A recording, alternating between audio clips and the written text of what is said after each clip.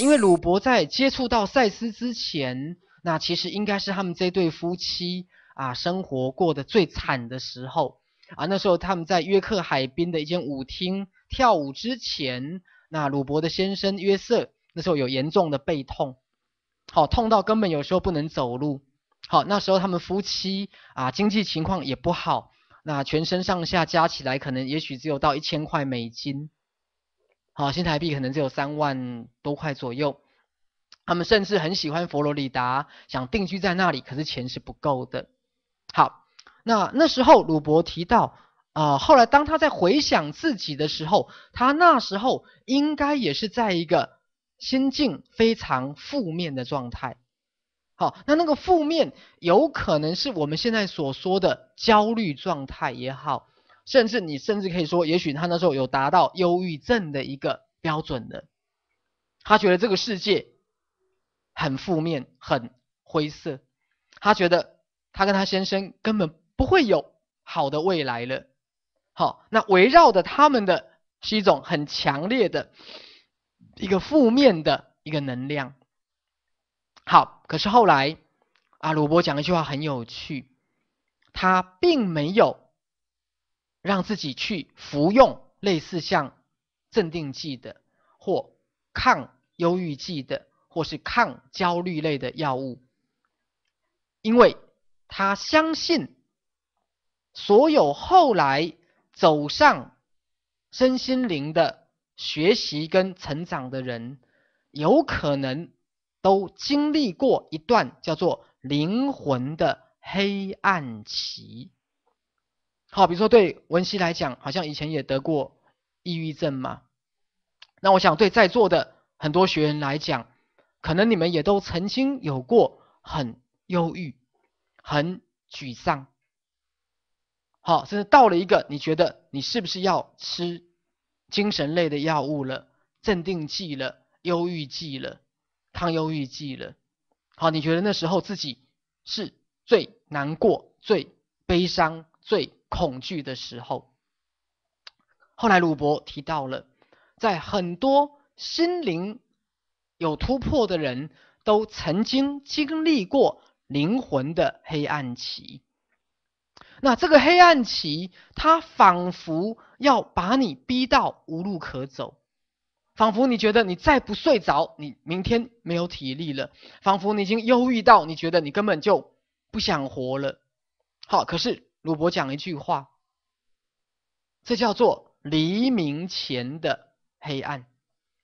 黎明前的黑暗，意思是说，各位，你必须要过这个关卡，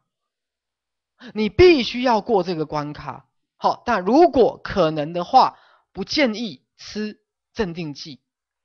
如果可能的话，不建议吃抗忧郁剂，因为这样的药物一下去了，会造成一个化学性的假象的一个好转。可是当你的灵魂没有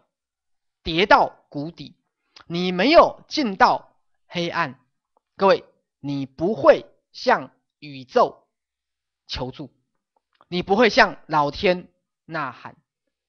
你不会激发起你内我的潜能。好，鲁伯说那时候幸好他并没有去服用那些镇定类的药物，所以跟后来赛斯的出现是有相关的。因为那时候他的生命碰到了很大的危机，好，不知道怎么过下去。那两个夫妻也赚不到什么钱，那对这个世界很多的负面的一个观点，也不晓得人存在的意义是什么。可是他讲，当他通过了这个灵魂的黑暗面的时候，导致了后来整个赛斯资料的出现，而他们的生命开始改变了，开始改变了。好，那有一对在约克海滨被投射出去的可能的约瑟跟鲁伯，到了另外的一个可能的实相。那在另外一个可能的实相，他们后来就没有再跟赛斯接触了。那后来变得很负面，很愤世嫉俗。那当然后来也有一些改变出来了。那其实我的意思是说，两个部分，一个部分是如果在座的学员，你在人生当中有你的痛苦、你的忧郁，或是你的焦虑，或是你的遇到生命的瓶颈，好，我第一个要肯定大家，好，这叫做黎明前的黑暗，这叫做灵魂的黑暗期。好，你一定要保持住你心中的信心，不管你现在觉得你有多糟糕，好，那样的心理的内在的神性与佛性是会出现的，是会出现的，你一定要挺过这一关，你一定要挺过这一关。好，所以像知瑜同学，好，后来他也觉得很奇怪，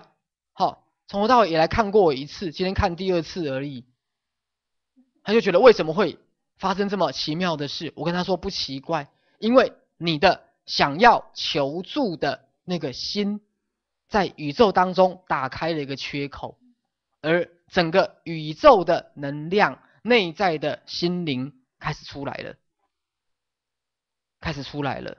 好，所以这一点是真的要来增加大家的信心。我想告诉大家，有时候真的在我们面对生命是有一些黑暗期，是有一些黑暗期，一定有一些关卡你是觉得你可能过不了，可是各位，一旦你过了那一关，你就又海阔天空了，又海阔天空了。所以真的对有些人来讲，你仿佛你觉得你是过不了的，可是我要告诉大家的是，你过得了，你过得了，你过得了。